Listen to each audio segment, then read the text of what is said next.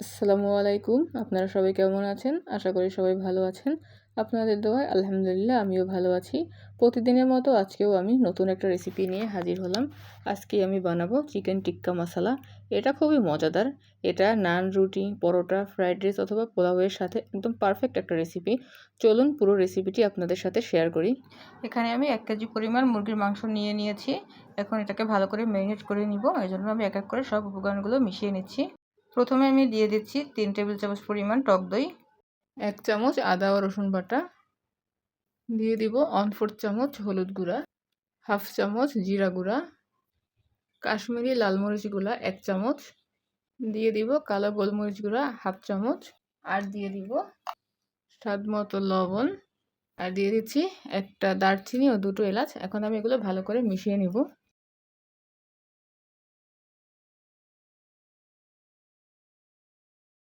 এটা আমি ভালো করে মিশিয়ে নিয়েছি।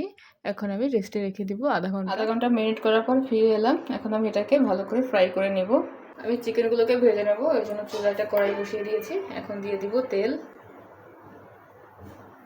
তেলটা ভালো করে গরম হয়ে গেছে। এখন আমি এক এক করে সব চিকেনগুলো দিয়ে দিব।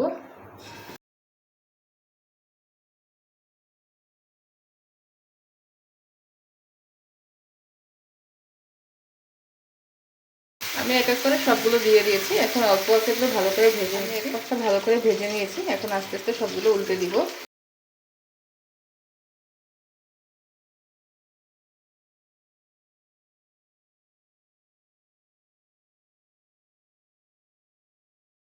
আমি সবগুলো উল্টে নিয়েছি।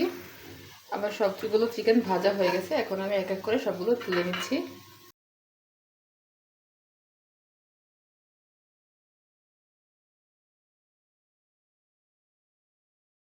এই যে দেখুন আমি সবগুলো ভেজে তুলে নিয়েছি। এখন চলে যাব মূল রান্নায়। এলাম মূল রান্নায়। আমি চুলায় একটা কড়াই বসিয়ে দিয়েছি। এখন দিয়ে দিব তেল।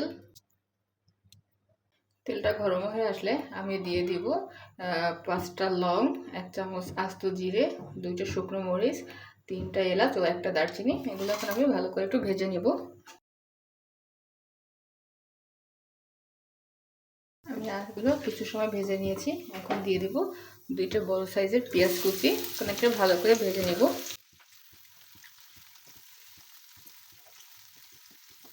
দেখুন আমি পেঁয়াজটাকে হালকা গোল্ডেন ব্রাউন করে ভেজে নিয়েছি।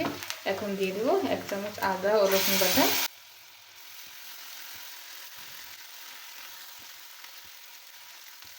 আমি আদা ও রসুন বাটাটাকে ভালো করে ভেজে নিয়েছি যাতে কাঁচা গন্ধটা চলে যায়। এখন আমি এই পর্যায়ে দিয়ে দিব একটা বড় সাইজের টমেটো আমি পেস্ট করে দিয়েছিলাম। এখন এটা ভালো করে কষিয়ে নিব। দেখুন আমি এটা ভালো করে কষিয়ে নিয়েছি। মশলা থেকে তেলটা আলাদা হয়ে গেছে। এখন আমি এক এক করে সব মশলাগুলো দিয়ে দিব। দিয়ে দিচ্ছি স্বাদ মতো লবণ, মরিচের গুঁড়া 1 চামচ, হলুদের গুঁড়া হাফ চামচ, ধনিয়ার গুঁড়া 1 চামচ, হাফ চামচ জিরার গুঁড়া। এটা ভালো করে কষিয়ে নেব। আমি মশলাটাকে ভালো করে কষিয়ে নিয়েছি। এখন আমি ভেজে রাখা মাংসগুলো দিয়ে দিব। এখন মাংসটাকে ভালো করে কষিয়ে নিচ্ছি।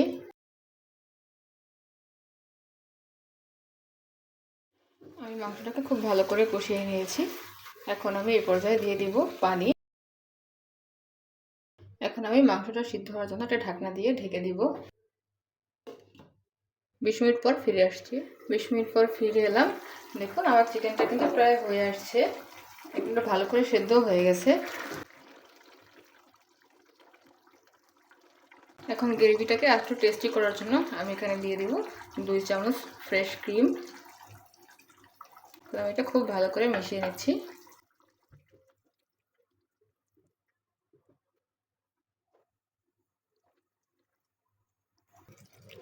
দেখুন তৈরি হয়ে গেছে আমার চিকেন টিক্কা মশলা। এখন আমি এর উপর কিছু ধনেপাতা দিয়ে দেব।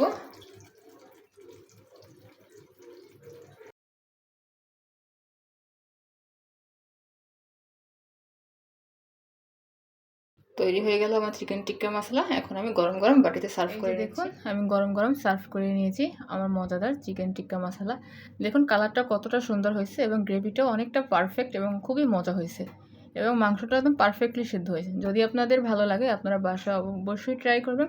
আমার চ্যানেলটিকে সাবস্ক্রাইব করবেন, লাইক, কমেন্ট অ্যান্ড শেয়ার করবেন। সবাই আমার পাশে থাকবেন, আমার জন্য দোয়া করবেন। আল্লাহ হাফেজ।